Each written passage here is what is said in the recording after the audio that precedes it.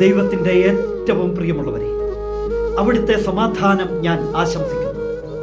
ഇന്ന് കർത്താവ് നമുക്ക് നൽകുന്ന ദൂത് വിശുദ്ധ മത്തായി എഴുതിയ സുവിശേഷം 13-ാം അധ്യായം 16-ാം തിരുവചനം.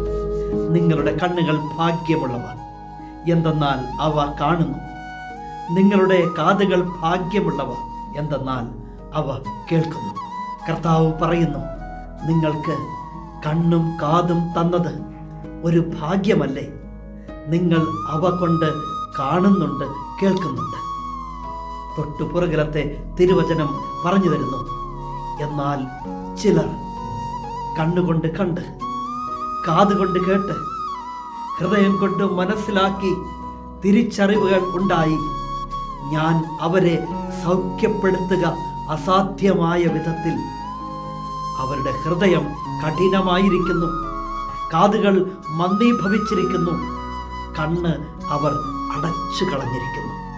കണ്ണും കാതും അവർക്ക് നൽകിയതുകൊണ്ട് എന്ത് പ്രയോജനം?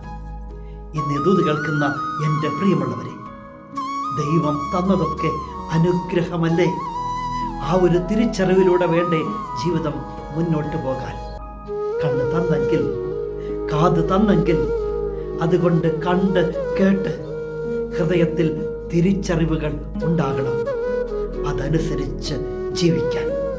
ഇല്ലെങ്കിൽ ഈ തന്നതൊക്കെ വൃഥാവല്ലേ?